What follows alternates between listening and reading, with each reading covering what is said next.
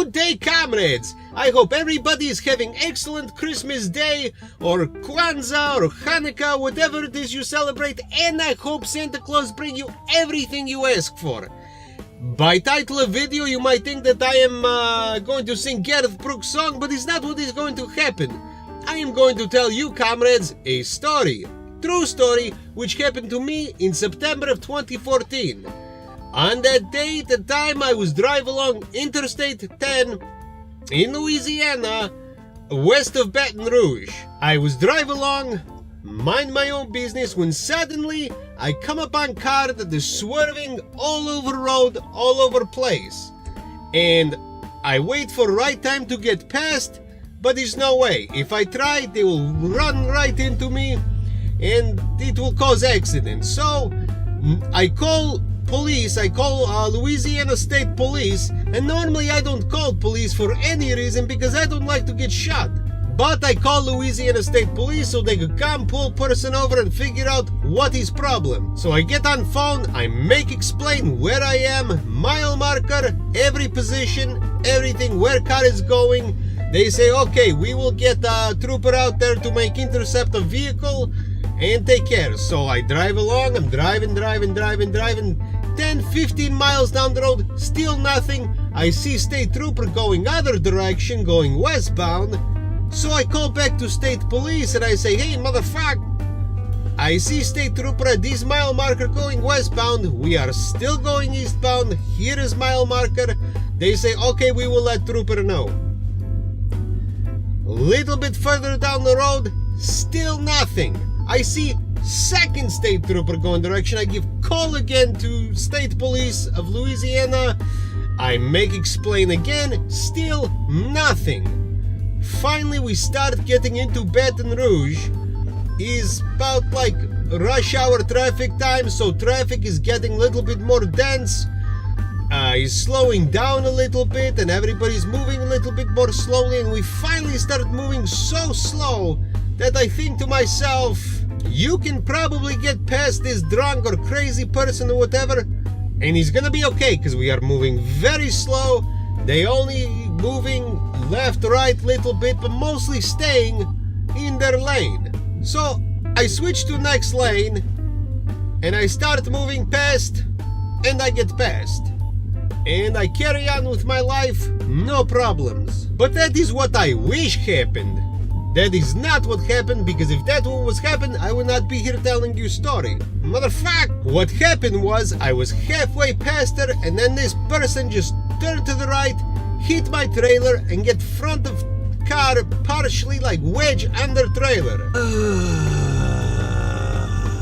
So I stop truck, I get out, and as I'm walking to car, this little old lady come out. She may be like 60, 65 years old, and she's weaving back and forth like she drunk or have medical emergency, I don't know.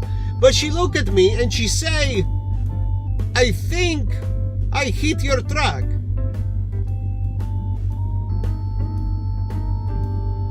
No, you definitely hit my truck. As you can tell, they are make connection. There's no maybe. So I call state police back once again and I tell them what happened, and they tell me, we transfer you over to Baton Rouge police. So they transfer me over. They don't want to have anything to do with it anymore. It's Baton Rouge problem now.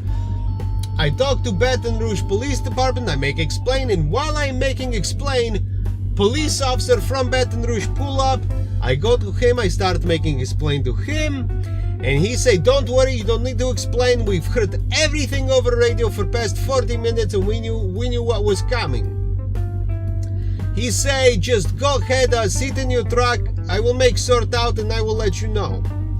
So it's about 5-10 minutes goes by. This motherfucker comes to my truck and he tell me if I can get her car from underneath trailer, we are going to drive to next exit. And officer clearly see that she is intoxicated or have some kind of problem. I don't know what it was problem, but she is not okay to drive vehicle. But Baton Rouge police officer get her car from under trailer. It wasn't stuck too much as you see in photo. He parked in front of my truck, he put her back in, and he make explain to her that we are going to drive to next exit where we will figure everything out.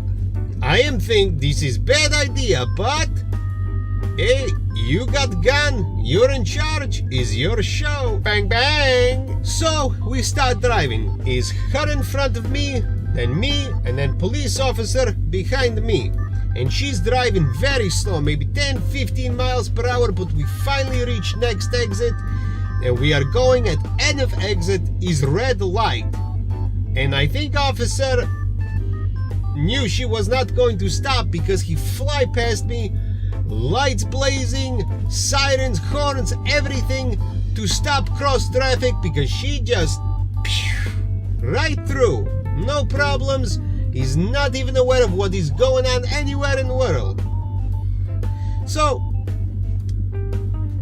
right across from exit of interstate, the road goes straight into this parking area for like a jogging path and this like little park. And so she pulls in first, and she pulls onto parking spaces. She doesn't park proper, she park like longwise. So I have to drive little bit past her so I can fit whole truck because it's very big. But she keeps driving on my side, so finally officer hit his siren so she would stop. And she stopped. But after that he started curving, so I lost sight on my side of what happened to her, but I managed to pull all the way. I get out of truck and I start walking to the back, and when I get to the back, police officer is over there like, did you see that? Did you see what happened? And I'm like, no motherfucker, what happened? And he points to this little Asian guy walking away, and he say, she just hit that guy. And I'm thinking, it's not surprising, yeah? You know, she's a little bit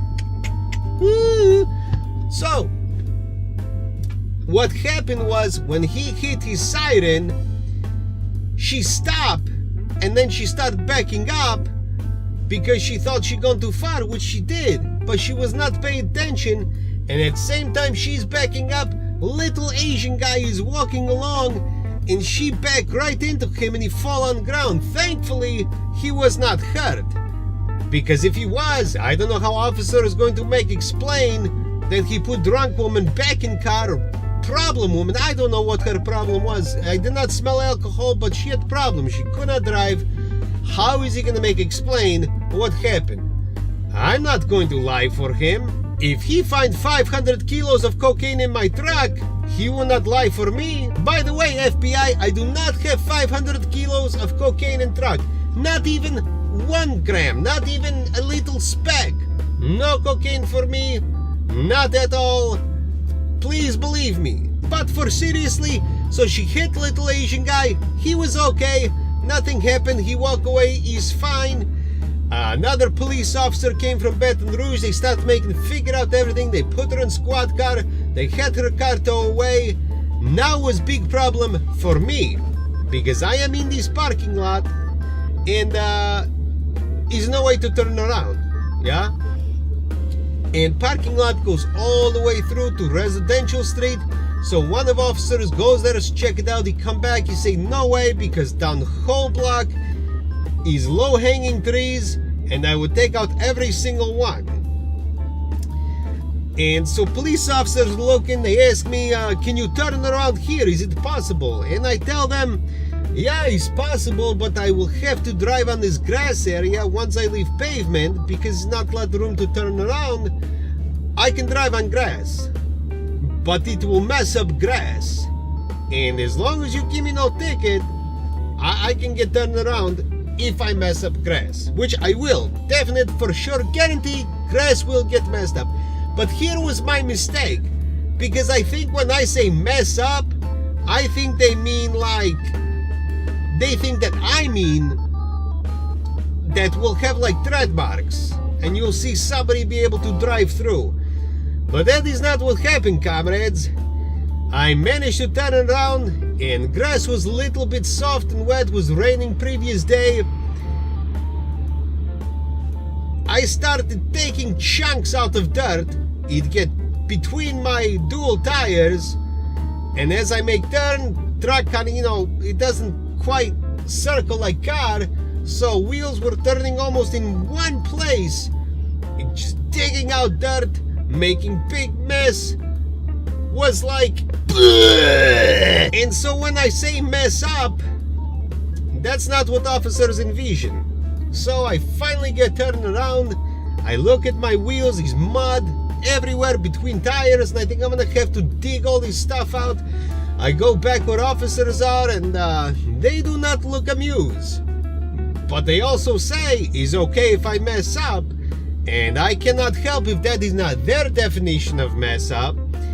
And so I'm look at them, they look at me, they look at damage, they look at me, they look at each other, and have a nice day. That is the end of my story, comrades. I hope you enjoy, even if just a little bit. If you did enjoy, please think about subscribe, please give thumbs up, and if you did not like it, you can give thumbs down and let me know in comments everything that is wrong. It's not greatest story, but it's true story, and it was a little bit crazy. But that is it for all today, comrades. I hope you all have a Merry Christmas, and I will be back very soon.